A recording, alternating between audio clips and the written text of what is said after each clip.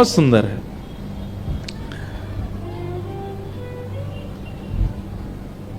रूप सनातन दो भाई थे और ये दोनों श्रीमद् चैतन्य महाप्रभु के कृपा पात्र और महाप्रभु जी की आज्ञा से आप दोनों वृंदावन आए। बहुत ध्यानपूर्वक सुनिए सब लोग। आगामी 16 तारीख को वृंदावन रसामृत पद, जो प्यारो वृंदावन पद है, वो आने वाला है सबके बीच में। उसमें भी इसका इन सब सातों आचार्यों के छोटे छोटे चरित्र दिखाएं। अब इतनी जल्दी इतने छोटे में कैसे इतना व्यवस्थित तो नहीं दिखा पाए, पर थोड़ा थोड़ा सबका दिखाया, आप सब देखना। तो उन्हीं में से हम मदन मोहन जी की लीला थोड़ी सी सुनेंगे। तो रूप गोस्वामी वृंदावन आए।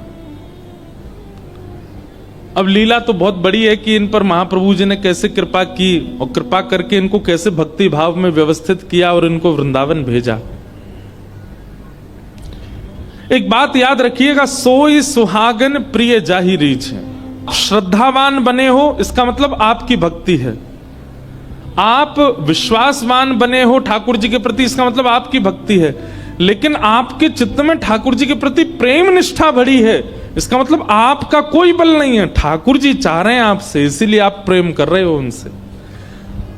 प्रेम के अलावा ठाकुर जी के सन्मुख आप जो भी प्रस्तुत कर रहे हो वो आप कर रहे हो, पर ठाकुर जी से जो आपका प्रेम हो रहा है ना, वो ठाकुर जी की इच्छा से हो रहा है, उसमें आपका कोई हाथ नहीं है।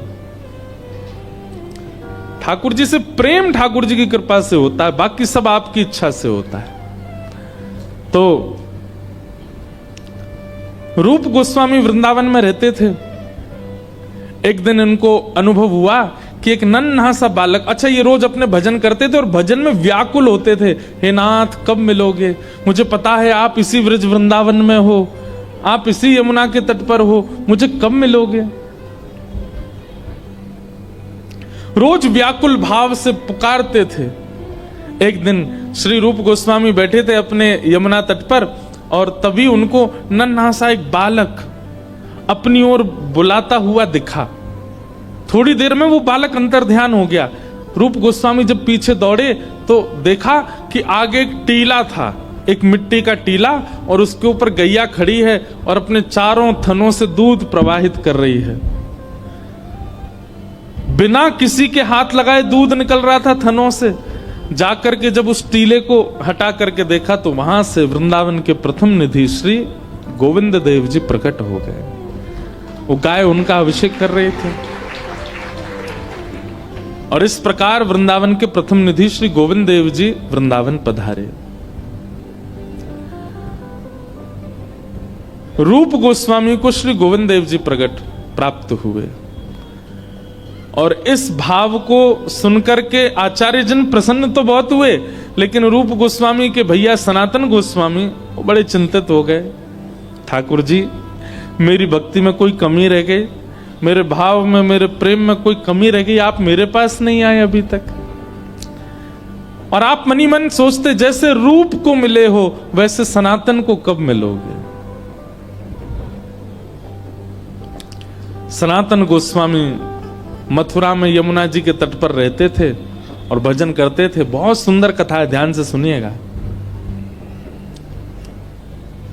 बिहरत निस दिन कुंज गलिन में ब्रजजन मन सुख धाम, मदन मोहन को रूप निरख सनातन बलि बलि जाए। तो सनातन गोस्वामी मथुरा में निवास करते थे और आपका नियम था कि आप 24 घंटा में से 20 घंटा भजन करते थे, 20 घंटा माला करते थे और बचे हुए 4 घंटे में सोना, स्नान करना, भोजन करना और भी जो काम होते हैं उसके लिए केवल 4 घंटे का समय रखते थे। बाकी 20 घंटे ठाकुर जी को देते थे। इसी में 4 घंटे में ही सो लेते थे, इसी में स्नान कर लेते थे, इसी में तिलक स्वरूप कर लेते थे, इसी में ही भ्रमण कर आते थे, इसी में ही परिक्रमा कर आते थे। इससे अधिक समय संसार के लिए नहीं। कई लोग कहते हैं कि महाराज एक बात बताइए, संत महापुरुषों को देख करके इतना आकर्षण क्यों होता है, उनको देख करके इतना उनसे प्रेम जैसा क्यों होता है। हम में और संतों में अंतर क्या है? हम 24 घंटे दुनिया के लिए रखते हैं, उसमें से थोड़ी देर ठाकुर जी को देते हैं। और वे 24 घंटे ठाकुर जी के लिए रखते हैं, उसमें से थोड़ी देर संसार को देते हैं। इसलिए वो प्रिय लगते हैं, इसलिए वो अच्छे लगते हैं, इसलिए आनंददायी लगते हैं। हम पर इतनी कृपा है ठाकुर जी की, भगवान करे कोई की नजर नहीं लगे। 365 दिन में से 300 दिन तो पक्के हैं कि ठाकुर जी की चर्चा में ही जाएंगे। 65 दिन हो सकता है संसार के व्यवहार में निकल जाएं। मैं तो गिनती नहीं करता कभी कि कितने दिन कथा हमने की एक साल में, क्यों कहीं अभिमान नहीं हो जाए कि भाई इतने दिन निकाल दिए ठाकुर जी की सेवा में। बल्कि इसका सौभाग्य मानते हैं कि ठाकुर जी ने कम से कम साल के इतने दिन हमको कह रखा है, तो मेरी कथा ही करनी और कछु ना करना। भक्ति बंधुओं, एक समय पर आकर के ऐसी हो जाए कि आपको समाज संसार के लिए समय निकालना पड़े। अभी आप ठाकुर जी के लिए समय निकालते हो। लोगों से पूछो पंढरपुर गए, निकालेंगे इस समय। कथा हो रही है कोल्हापुर में गए, थोड़ी सी बाहर हो रही है ना, जाएंगे एक दिन तो जाएंगे, समय निकालेंगे।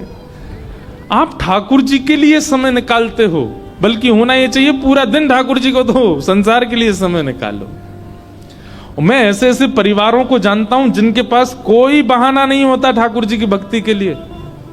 एक परिवार में मेरी कथा हुई, वहां परिवार में 8 सदस्य, सबसे छोटे सदस्य की आयु 6 वर्ष की और सबसे बड़े सदस्य की आयु 80 वर्ष की।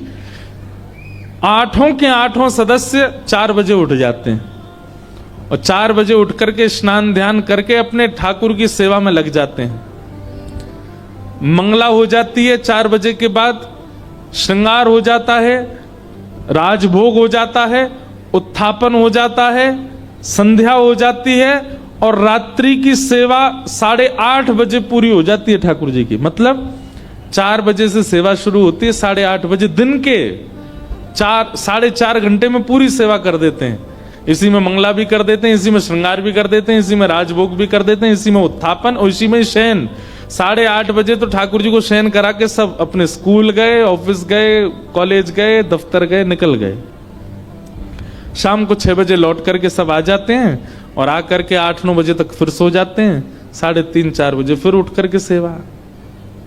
मुझे कुछ दिन पहले मिले, मैंने कहा आज भी, बोले अब तो महाराज जी 2 सदस्य और बढ़ गए हैं, 2 बालकों के ब्याह हो गए, वो भी इतने बजे ही उठते हैं, पूरी सेवा होती है। 4.5 घंटे में ठाकुर जी की पूरे दिन की सेवा कर देते हैं, क्योंकि कार्य की व्यस्तता है। ये भी अच्छा है, कम से कम आप छोड़ तो नहीं रहे, सेवा पूरी कर रहे हैं। बहाना नहीं, बहाना संसार के लिए होना चाहिए, ठाकुर जी के लिए नहीं। अधिकतर लोगों को सुना गया होगा, सुनते हुए आपने देखा होगा कि भाई वृंदावन क्यों नहीं जा रहे, बन ही नहीं रहा, कोई योगी नहीं बनना, समय ही नहीं मिल रहा मुझे जाने का। कभी आपने किसी को ऐसे कहता हुआ सुना, भाई तुम शादी में नहीं आए, क्या करें ठाकुर जी से समय नहीं मिलता हमको, क्या करें ठाकुर जी की भक्ति से हमको बिल्कुल समय नहीं होता। हाँ, मैं तो कह देता हूं महाराज जी आप हमारे यहाँ ब्याह में नहीं आए, क्या बताएं, कथाओं से समय ही नहीं है।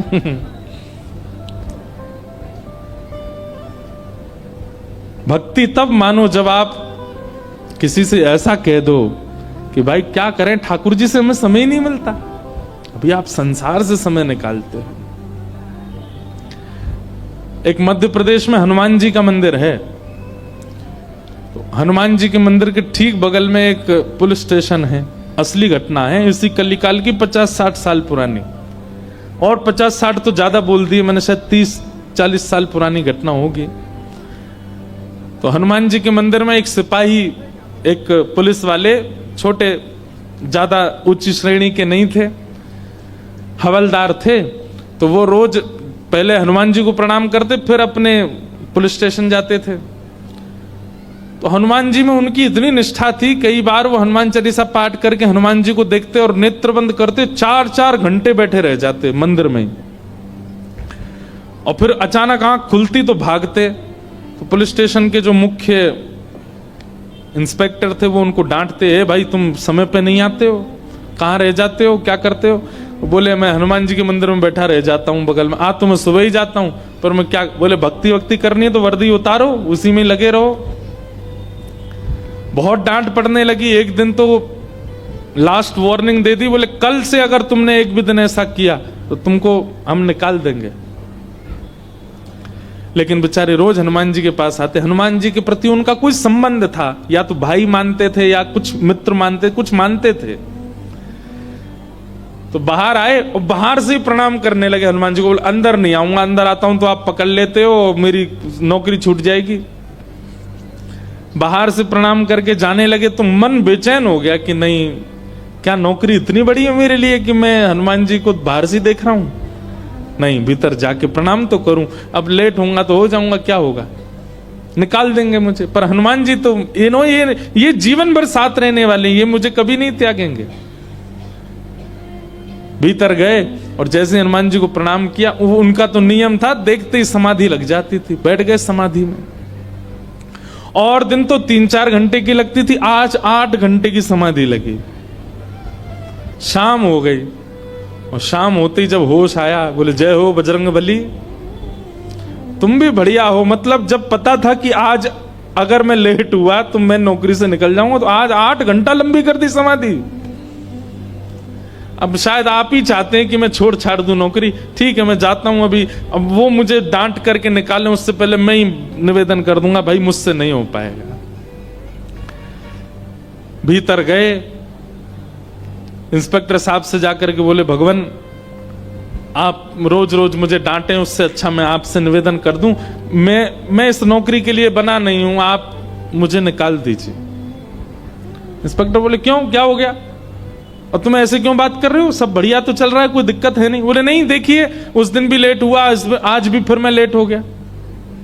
कब लेट हुए? आज सवेरे हम लोग गए तो थे, वो चोर पकड़ के भीतर बंद किया, तुमने उसमें इतने मुक्का मारे घुमा घुमा के बेचारे की नाक से खून निकाल दिया तुमने। हम तुमको रोक रहे थे, लेकिन आज तुम्हें ऐसा बल उठा उठा के फेंक रहे थे उसको। सब बढ़िया तो है, अब समय से आते रहते हो तुम, अब कोई दिक्कत नहीं है, अब क्यों कह रहे हो इस्तीफा देना?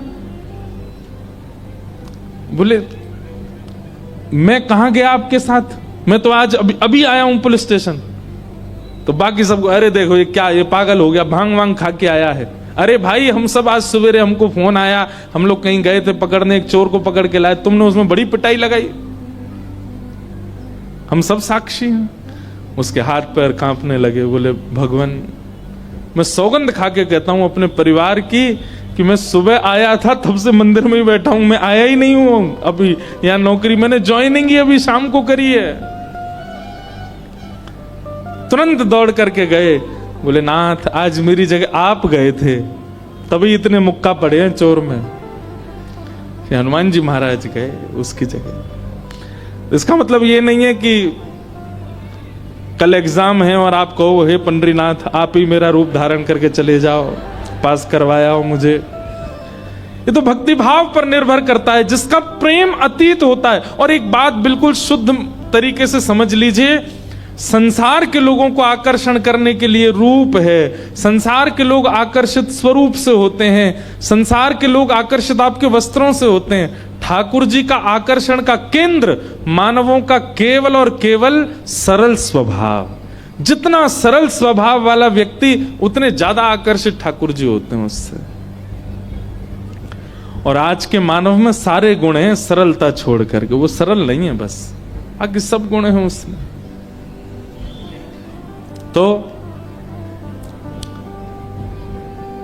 सनातन गोस्वामी का नियम था कि वे 24 में से 20 घंटा भजन करते थे और 4 घंटे में शयन करना, स्नान करना, भोजन बनाना और भिक्षा लेकर के आना, ये सब 4 घंटे में ही करते थे। अगर कभी कभी 4 घंटे में विलंब होता था और भिक्षा नहीं कर पाते थे तो भूखे ही भजन में चले जाते थे अगले 20 घंटे के लिए। ऐसा कठोर नियम। आप ब्रजवासियों के यहां से भिक्षा लेते थे और आपका नियम था पकी हुई भिक्षा नहीं लेते थे। 2 प्रकार की भिक्षा होती है, एक तो होती है भिक्षा और दूसरी होती है मधुकरी। ध्यान से सुनिएगा, भिक्षा क्या होती है? बोले भिक्षा में आटा, दाल, चावल, सूखा सामान दिया जाता है, यह भिक्षा है। और मधुकरी जो भोजन बना हुआ है, जो सबने पा लिया है, ठाकुर जी को भोग लग गया, उसके बाद जो बच गया है वो मधुकरी है। तो हमारे यहाँ दोनों प्रकार के उपासक रहते हैं ब्रज में, मधुकरी पाने वाले भी और भिक्षा लेकर के पाने वाले भी। मधुकरी पाकर के भजन करने वाले तो अनेक संत हैं जो ब्रजवासियों के यहाँ जाते हैं, बाहर खड़े होकर के कीर्तन करते हैं। इतना सुंदर लगता है ब्रज में। अब तो भीड़ बहुत हो गई, हमारे घर तो रोज आते हैं, बाहर खड़े हो जाएंगे और बाहर खड़े होकर के चुपचाप कीर्तन करते रहेंगे, ना बैल बजाएंगे, ना खटखटाएंगे, ना किसी को बोलेंगे, बस कीर्तन करेंगे बाहर खड़े होके। और समय है, गौ दोहन कितनी देर का होता है? गौ दोहन 5 से 7 मिनट का होता है। गौ दोहन, गौ दोहन मात्रेण, बस 7 मिनट करेंगे कीर्तन।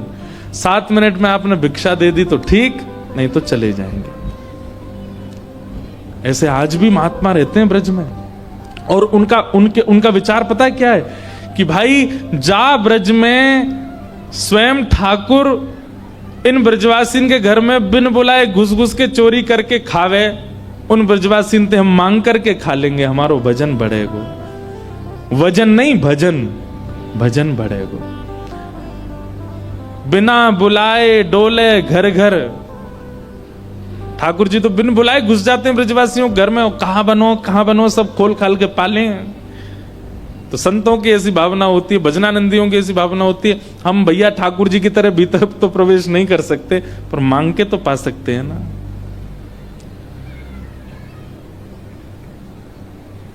सबसे पहला, ब्रज में बाहर से जाने वालों को सूर्य उदय के बाद नहीं उठना है, पहले ही उठ जाओ। मंगला उठ यमुना जी जाऊं, और श्री यमुना जी का दर्शन करके फिर सीधे श्री राधा वल्लभ की झांकी पाऊं, प्यारे राधा वल्लभ लाल का मंगला दर्शन करो। फिर उसके बाद मंगला में राधा वल्लभ जी दर्शन हो गए, उसके बाद वृंदावन परिक्रमा वगैरह कर लो। फिर उसके बाद भूख लगेगी तो क्या करें? ब्रजवासिन की मधुकरी पाऊं, ब्रजवासियों की यहाँ की मधुकरी पाओ। और मधुकरी पाके फिर राजभोग दर्शन कहां करो? राधा रमण संग नैन मिला। और फिर दोपहर में सारे मंदिर बंद हो जाते हैं हमारे ब्रज में, फिर क्या करो? तो तीसरी पंक्ति में कहते हैं, रसिक जनन की सेवा पाऊं,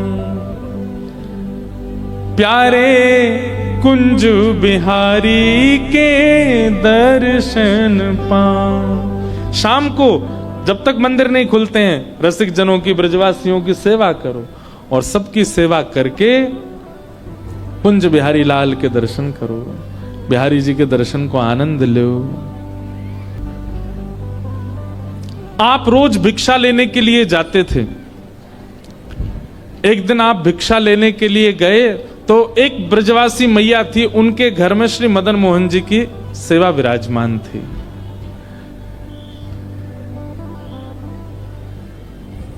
आप रोज मैया के यहां जब भिक्षा लेने जाते तो जब किवाड़ खुलती थी तो आप बाहर से ही दर्शन करते थे, भीतर छोटे से मदन मोहन जी विराज रहे हैं।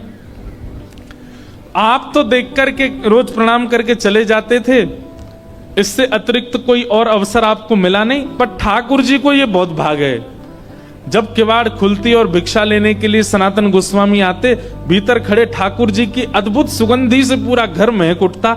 माता जी भिक्षा देके जब घर में आती भीतर, तो मन में सोचती कोई इत्र की शीशी फैल गई है, कोई ने अगरबत्ती जला दी है, इतनी सुगंधी कहां से आवे। वास्तव में ठाकुर जी जब अपनी अत्यंत प्रसन्नता प्रकट करते हैं ना, तो वातावरण जो है वो अत्यंत सुखद हो जाता है। उसका स्पर्श, वातावरण की वायु का स्पर्श भी बहुत सुखद लगने लगता है। वातावरण में एक अद्भुत सी सुगंधी का अनुभव होने लगता है।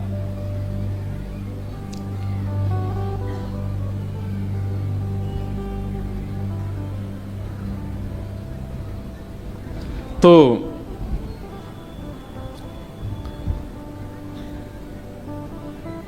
ठाकुर जी को भागे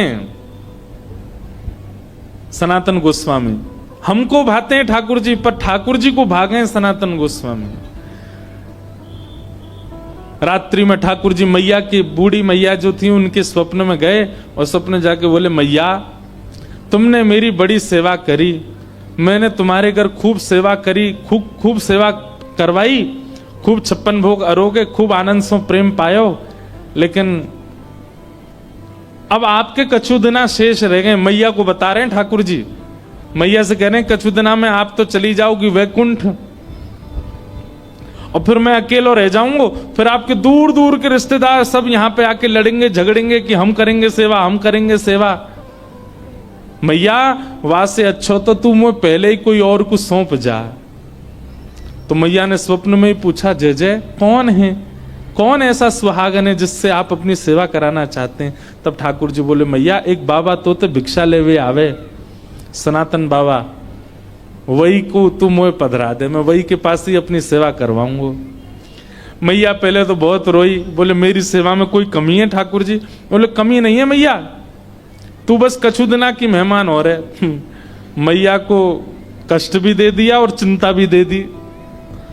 किसी को पहले ही बता दो कि भैया तुम्हारे कछु दिन ही शेष बच्चे, तो वैसे ही बेचारो टेंशन में आ जाए।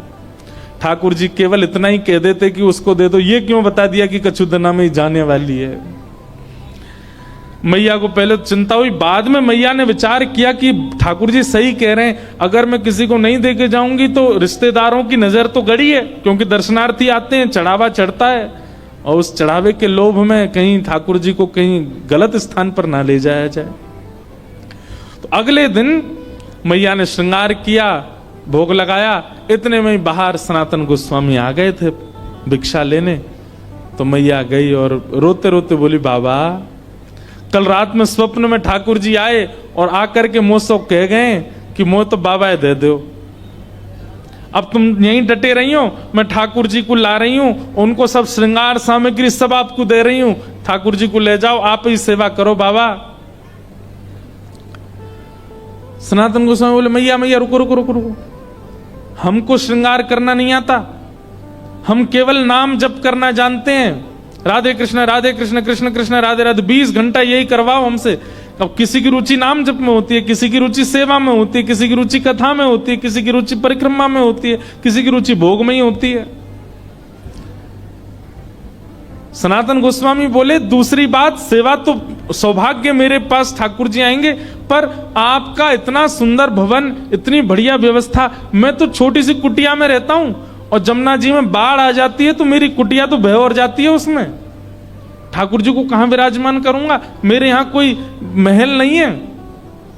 और तीसरी बात मैया, मैं तो 20 घंटा आंख बंद करके ध्यान में रहता हूं, आपके ठाकुर को तो सवेरे उठाना पड़े, बाल भोग लगाओ, फिर राज भोग लगाओ, फिर ब्यारू भोग लगाओ, फिर श्रम भोग लगाओ, 8 बार तो ये भोजन करते हैं, मैं किस करूंगा इनकी सेवा?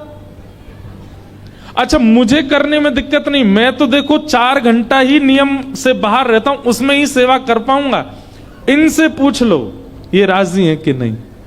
मतलब जैसे ब्याह पक्का होता है ना, तो लड़का पक्ष का या लड़की पक्ष की पहले ही अपनी डिमांड रख देते, भाई हम तो ऐसे ऐसे हैं, पूछ लो, रह सको निभा सको तो करना ब्याह। ऐसे ही सनातन गोस्वामी ने ठाकुर जी के लिए बोला, बोले ठाकुर जी से एक बार पूछ लो, व्यवस्थाएं ऐसी हैं मेरे यहां, रह पाएंगे कि नहीं। मैया बोली, आज मैं ठाकुर जी से बात करूंगी। रात में जैसे मैया सोई, स्वप्न में फिर ठाकुर जी कहा बात है मैया? बोले बाबा के यहाँ ना तो घर अच्छो बनो भयो, ना भोजन की अच्छी व्यवस्था, रसोई घर भी नहीं है, आप तो 8 बार भोग लगाते हो, आपको श्रृंगार करवाना होता है, ये सारी व्यवस्था उनके यहाँ नहीं है, वो तो 4 घंटा ही नियम से बाहर रहते हैं, तभी आपकी सेवा कर सकते हैं। और हो सकता है मैं तो बढ़िया पोशाक पहनाती हूं, बाबा तो केवल एक कॉपीन पहनाएगा, आप सर्दी पड़ेंगी, जाड़ो पड़ेगा, मैं तो आपके आगे अंगीठी रखती हूँ कोयला की, बाबा तो आपको कंबल उड़ा के बैठा देगो बस, और बाढ़ आ गई तो है सके पेड़ के नीचे भी रहना पड़े। ठाकुर जी बोले, मुझको सब मंजूर है, पर रहूंगा वही के यहाँ। यही तो प्रेम होता है। लड़की को पता चल जाए कि जिससे मेरा ब्याह होने वाला है उसने इतनी शर्तें रख दी हैं, तो लड़की पहले हाथ नहीं करना ब्याह, ऐसे से क्या ब्याह करना। लेकिन ठाकुर जी का प्रेम सच्चा है। ठाकुर जी कह रहे हैं कि भैया वृक्ष के नीचे भी रखेगा तो रहूंगा वही के संग ही, क्योंकि मैंने कल भी कहा था, ठाकुर जी व्यंजन के आदि नहीं रहते, ठाकुर जी तो व्यंजन बनावे वारे के आदि रहते हैं। सत्य बताएं, ठाकुर जी को मंदिर में बैठना, ठाकुर जी को घरों में बैठना, गाड़ियों में घूमना, बहुत विशिष्ट व्यवस्थाएं होना ठाकुर जी को प्रिय नहीं है। जो उनका प्रिय भक्त है बस वो पास रहे उनके, वो ज्यादा प्रिय है ठाकुर जी को। ठाकुर जी प्रेम के आदि। दूसरे दिन मैया के यहां जैसे सनातन गोस्वामी आए, मैया तो अपने ठाकुर जी गोद में लेके आई, बोले बाबा आपकी सारी शर्तें हमारे ठाकुर जी को मंजूर है, रहेंगे आपके पास से। बाबा बोले अच्छा लाओ दो। अब नेत्रों में आंसू भर रहे हैं कि बताओ मैं नहीं चाह रहा हूं, ठाकुर जी खुद आ रहे हैं मेरे पास।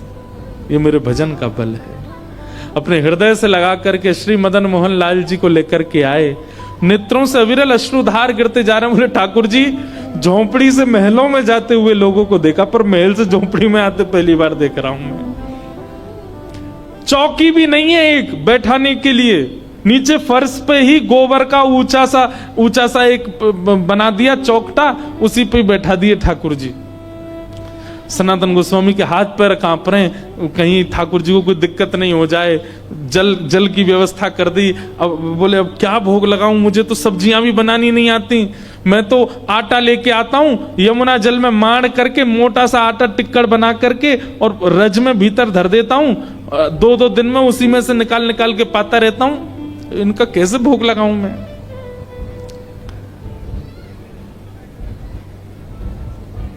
सनातन गोस्वामी जाते और जाकर के आटा लेके आते, आटे में यमुना जल डाल के, ना नमक डालते ना कुछ, उसको मार के खूब मोटा टिक्कर बनाते, उसको बढ़िया कंडों में उपलों में सेक करके टिक्कर बन जाता, वही ठाकुर जी के आगे धर देते। जय जय जय पाऊं मैं तो। कहां 5 प्रकार की सब्जी, 3 प्रकार के मिष्ठान, 2 प्रकार की नमकीन और 2-2 प्रकार की रोटी पाने वाले ठाकुर जी अचानक से टिक्कर पे आ गए। 4 दिन तक ठाकुर जी का टिक्करों का ही भोग लगा, और उसमें भी सनातन गोस्वामी ठाकुर जी को उठाते, भोग लगाते, फिर सुला देते, और फिर अगलो भोग 24 घंटा बाद लगेगा।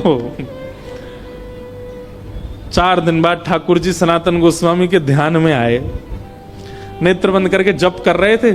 जैसे ही ठाकुर जी आए, सनातन जय जय, आपकी सेवा बढ़िया चल रही है, कोई दिक्कत तो नहीं है, आप सुखी हो, आप आनंद में हो। ठाकुर जी बोले हाँ है तो सब बढ़िया, कोई आनंद, कोई दुखी नहीं है। जय जय आपकी आवाज ऐसी काहे को लग रही है, बहुत दबी दबी सी।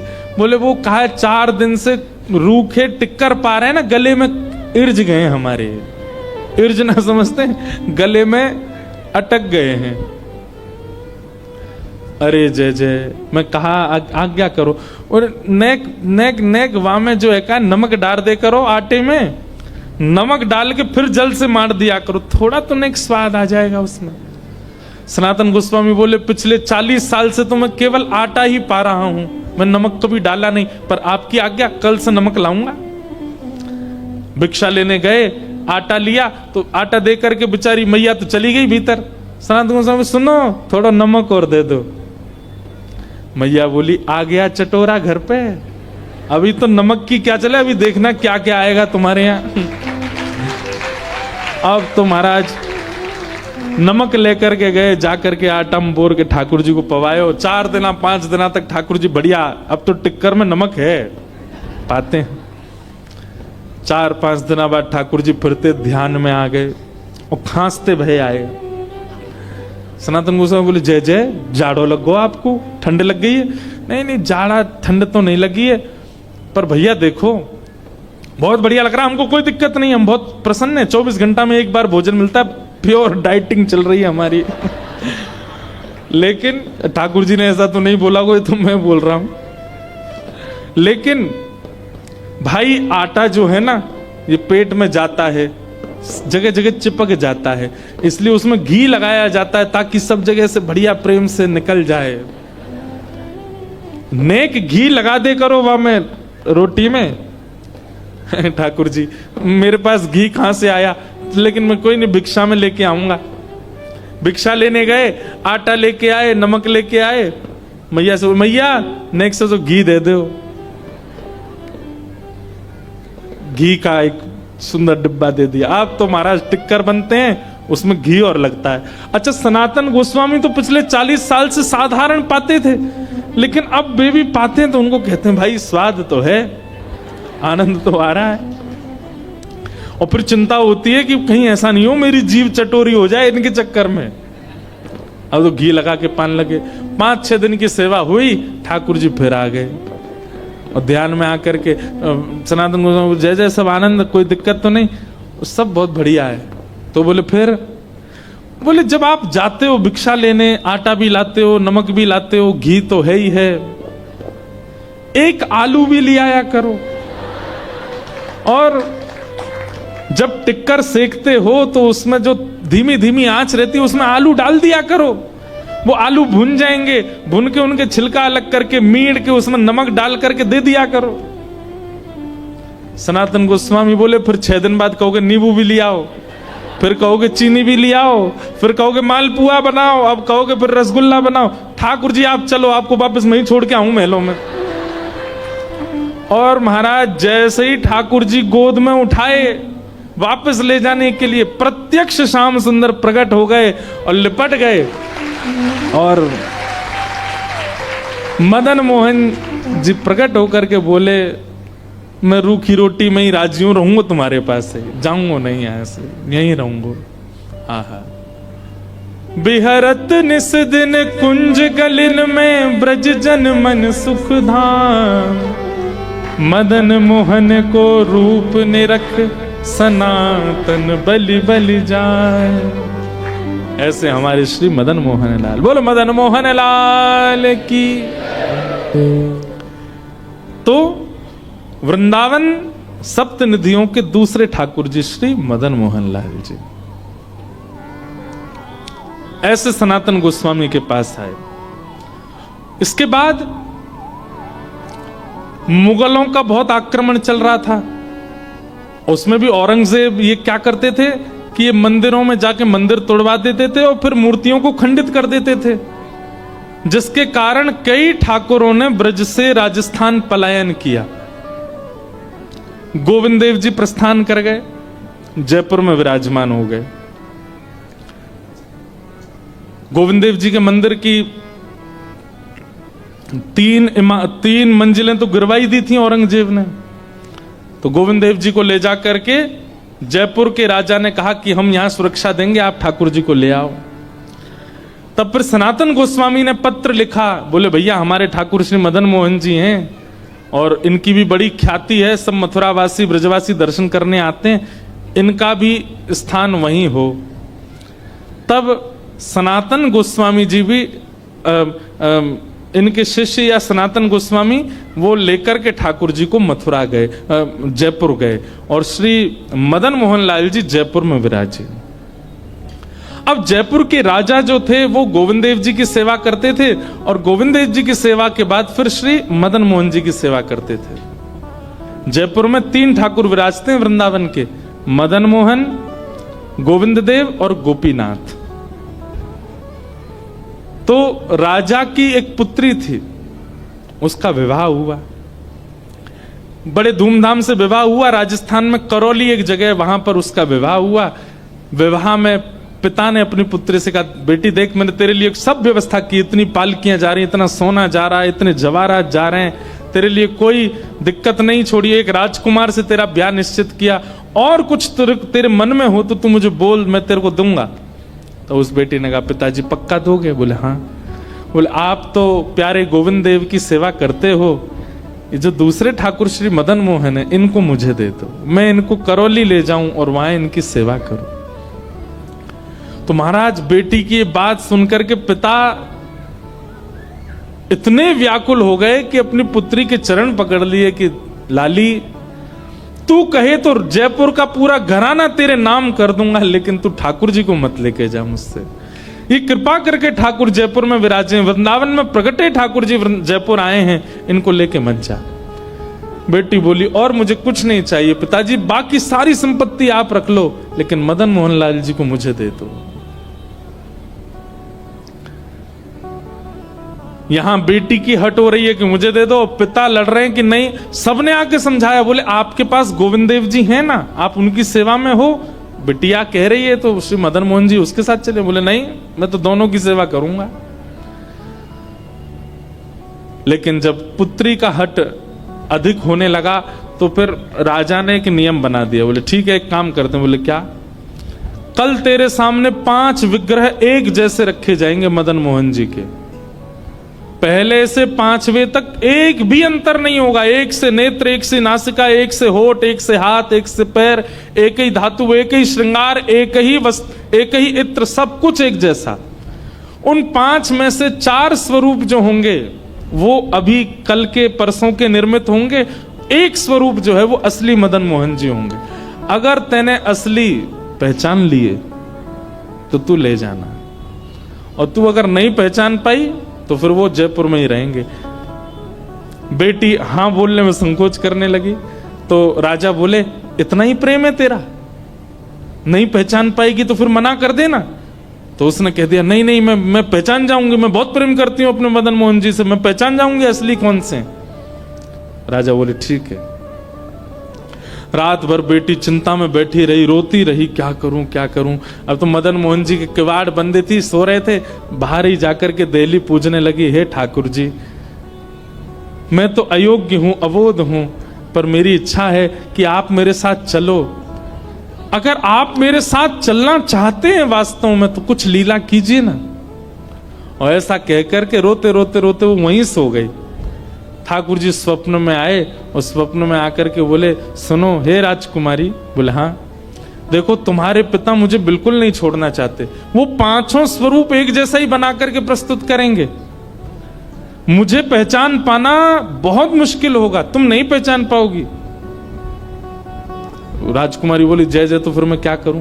बोले भैया सुनो, तुम ना 5 के हाथ पकड़ के देखना, जिसके हाथ पकड़ने पर उसके एक हाथ की उंगली खड़ी होकर के हिलने लग जाए समझना वो मैं ही हूं। मैं अपनी एक उंगली हिला दूंगा, मेरी एक उंगली से तुम पहचान जाना मैं हूं। पिता को बिल्कुल विश्वास से कह देना यही मदन मोहन है और मैं तुम्हारे साथ चल दूंगा।